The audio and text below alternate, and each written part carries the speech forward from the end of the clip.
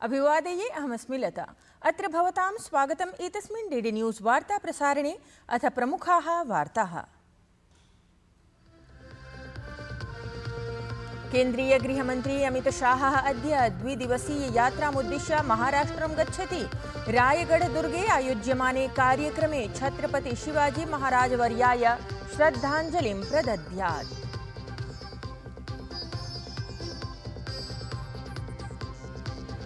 पश्चिम बंगाले वक्फ विधेः विरोधे अनेकेषु जनपदेषु हिंसा। प्रदर्शनकारिणः यातायातमार्गं रेलपट्टिकां च पिहितवन्तः। तावत् विपक्षनेता सुवेन्दु अधिकारी इत्येषः मुर्शिदाबाद स्थलं समेत्य राज्यस्य अनेकेषु स्थलेषु 55 धारा प्रवर्तनम् अभियाचितवान्।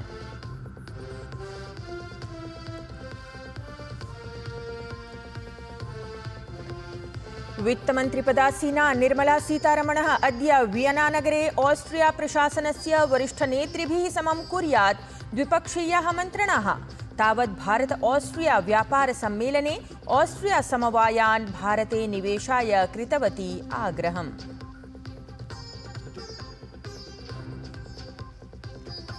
क्रीडावार्तायाम् IPL इत्येतस्यां प्रतियोगितायाम् अद्य स्पर्धाद्वयं खेलितं स्यात्। लखनऊ नगरे गुजरात टाइटन्स इत्येतस्य दलस्य स्पर्धा लखनऊ सुपर जायंट्स इति दलेन समं भवेत्। तत्रैव हैदराबाद क्रीडाङ्गणे सनराइजर्स हैदराबाद पंजाब किंग्स इति दलयोः मध्ये खेलिता स्यात् क्रीडा स्पर्धा।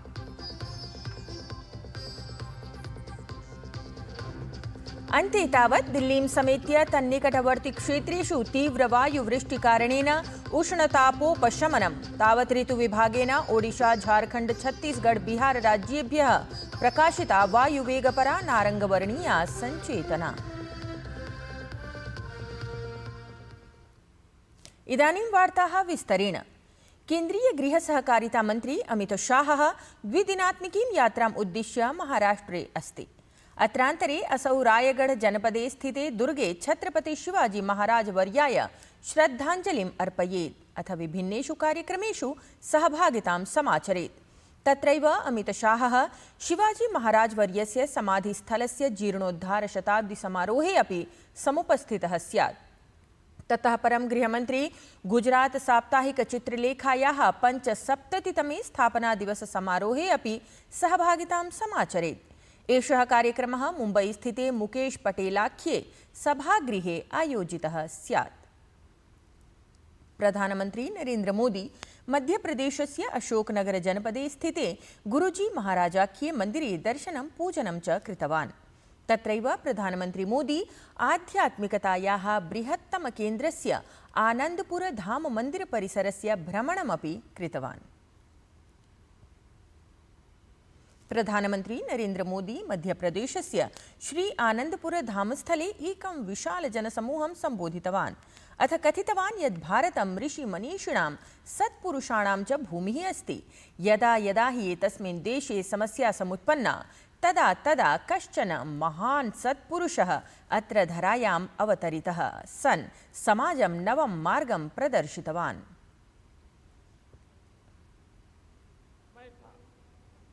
जब आदि शंकराचार्य जैसे आचार्यों ने अद्वैत दर्शन के गहरे ज्ञान की व्याख्या की थी, गुलामी के कालखंड में समाज उस ज्ञान को भूलने लगा था।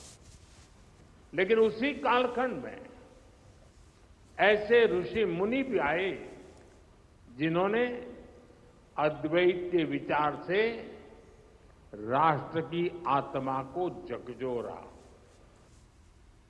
स्वीये संबोधनक्रमे प्रधानमन्त्री नरेन्द्र मोदी सबका साथ सबका विकास इत्येतं मन्त्रम् अथ निर्धनवञ्चितानाम् उत्थानपरं निज प्रशासनस्य संकल्पं पुनः उदीरितवान्। प्रधानमन्त्री कथितवान् यत् सेवा अस्मान् आत्मगतभावनातः पृथक् कृत्वा समाज राष्ट्र मानवतापरकैः बृहत्तमोद्देश्यैः संयोजयति। साथियों, आज दुनिया में भौतिक उन्नति के बीच मानवता के लिए युद्ध, संघर्ष और मानवीय मूल्यों से जुड़ी कई बड़ी चिंताएं भी हमारे सामने हैं। इन चिंताओं, इन चुनौतियों की जड़ में क्या है? इनकी जड़ में है अपने और पराये की मानसिकता, वो मानसिकता जो मानव को मानव से दूर करती है। आज विश्व भी सोच रहा है इनका समाधान कहां मिलेगा। इनका समाधान मिलेगा अद्वैत के विचार में। तत्रैव प्रधानमन्त्री नरेन्द्रमोदी गतदिने स्वीये संसदीयक्षेत्रे काशीनगरे विकासरिक्थगतं संगमम् इतोपि उन्नतमार्गं प्रापितवान्। असौ गतदिने काशीनगरे 900,300,कोटिमूल्यस्य 44 विकासपरियोजनानां लोकार्पणं शिलान्यासं च कृतवान्। एतेन सममेव काशीनगरे आधुनिकता परम्परा मध्ये सन्तुलनं भूयोऽपि सुदृढं सञ्जातम्। सहैव तत्र प्रधानमन्त्री मोदी वरिष्ठनागरिकेभ्यः आयुष्मान् वयवन्दना इति पत्रं स्थानीयोत्पादेभ्यः GI इति प्रमाणपत्रं प्रदाय काशीनगरस्य अभिज्ञानम् इतोपि दृढं कृतवान्। एतदतिरिच्य तत्र काशीनगरे प्रधानमन्त्री नरेन्द्रमोदी दुग्धापूर्तिकर्तृभ्यः 6,100,कोटिरूप्यकाणाम् अतिरिक्तं धनराशिं प्रदाय क्षेत्रस्य कृषकाणां श्रमम् अपि सम्मानितवान्।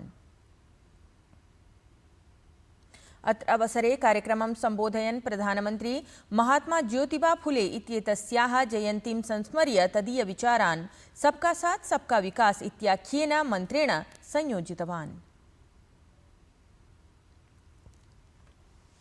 देश के लिए उस विचार को लेकर के चलते हैं जिसका समर्पित भाव है सबका साथ सबका विकास। जो लोग सिर्फ और सिर्फ सत्ता हथियाने के लिए, सत्ता पाने के लिए दिन रात खेल खेलते रहते हैं, उनका सिद्धांत है परिवार का साथ, परिवार का विकास। राष्ट्रपतिपदासीना द्रौपदी मुर्मुः पुर्तगाल स्लोवाकिया इत्येतस्य देशद्वयस्य यात्रां सम्पाद्य गतदिने स्वदेशं प्रत्यावर्तितवती। स्वदेशं प्रति प्रस्थानात् प्राक् राष्ट्रपतिवर्या तत्र स्लोवाकिया देशे फिक्की इत्येतस्य प्रतिनिधिमण्डलस्य भारतीयव्यापारिभिः समम् अनौपचारिकं संवादं कृतवती। अत्रान्तरे राष्ट्रपतिना उद्योगव्यापारादिकं विकासाधारत्वेन प्रतिपादितम्। तत्रैव राष्ट्रपतिपदासीना द्रौपदी मुर्मुवर्या कथितवती यत् व्यापारार्थिकोन्नत्या सममेव अस्माभिः स्वीयसहकर्मिणाम् उन्नत्यर्थमपि विचारः करणीयः। इंडस्ट्री, बिजनेस, ट्रेड ये विकास का तो एक धारा है, लेकिन उससे ज्यादा कि हम लोगों का मैत्री, हम लोगों का संबंध, हम लोगों का उनके साथ जो दोस्ती और भी मजबूत होगा और भी गहरा होगा। मैं समझती हूँ केवल ये बिजनेस आगे बढ़ेगा, आर्थिक उन्नति होगा, साथ ही साथ हम लोग कुछ वर्कर्स को भी यहाँ काम दिला सकते हैं, उनको एंगेज कर सकते हैं, उनके जिंदगी बना सकते हैं। वक्फ इति विधेयकं विरुध्य पश्चिमबंगालराज्ये अनारतं हिंसाचरणं प्रवर्तमानमस्ति। विरोधे प्रदर्शनकारिणः भिन्नेषु जनपदेषु हिंसकघटनाः आचरितवन्तः। हिंसाचरणे नैकानि आरक्षिदलस्य वाहनानि दग्धानि। मुर्शिदाबाद जनपदे नैकेषु स्थलेषु रेलसेवाः अपि अवरोधिताः। अपरत्र प्रदर्शनकारिणः बसयानेषु हिंसां विधाय राष्ट्रियराजमार्गः 12 इत्याख्यमपि पिहितवन्तः। विकटपरिस्थितिषु सीमसुरक्षाबलम् आहूतम्। विपक्षनेता सुवेन्दु अधिकारी इत्येषः तावत् मुर्शिदाबाद स्थलं समेत्य राज्यस्य अनेकेषु स्थलेषु 55 धारा प्रवर्तनम् अभियाचितवान्। पश्चिमबंगालराज्ये प्रवर्तितं हिंसाचरणम् आलक्ष्य राज्यपालः CV आनंद बोस इत्येषः प्रदर्शनकारिणः सञ्चेतयत्। असौ उक्तवान् यत् हिंसाचारिणः कठोरतया व्यवहरिष्यन्ति। I have been receiving disturbing reports about some people taking law and order in their hands in some parts of Bengal. protest is welcome under democracy, but not violence. Public order cannot be disturbed, and the people's lives cannot be tampered with in the name of protest. The state is prepared. All action will be taken against miscreants. Nobody will be allowed to take the law in their hands. Bengal deserves peace. Bengal will get peace. वित्तमन्त्रिपदासीना Nirmala सीतारमणः अद्य वियनानगरे Austria प्रशासनस्य वरिष्ठनेतृभिः समं द्विपक्षीयाः मन्त्रणाः कुर्यात्। शुक्रवासरे तावत् वित्तमन्त्री Austria देशस्य मन्त्रिणा वोल्फ्गाङ्ग् हेट्मेन्स्डोर्फर् इत्यनेन सह विभिन्नसमवायानां प्रमुखैः सह एकस्य सत्रस्य सह अध्यक्षतां कृतवती। तया उक्तं यत् उभयोर्देशयोः मध्ये निवेशाय व्यापारसहमत्यै च नैके अवसराः सन्ति।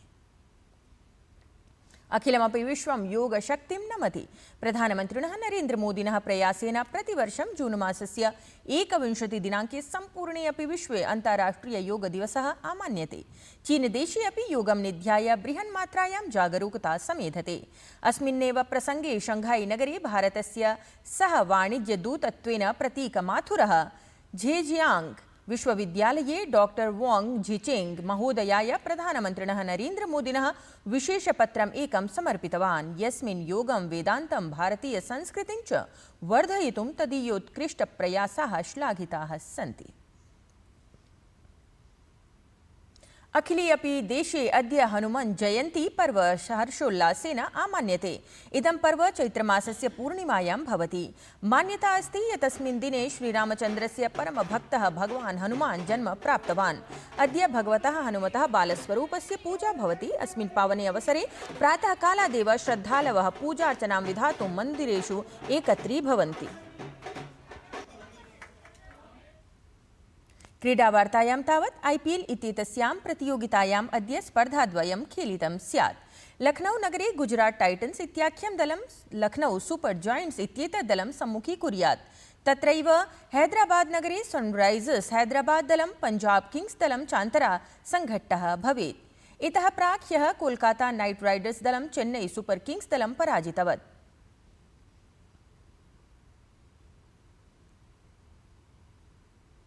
ऋतुवार्तायां दिल्लीं समेत्य तन्निकटवर्तिषु क्षेत्रेषु तीव्रवायुवृष्टिकारणेन उष्णतापोपशमनं सञ्जातम्।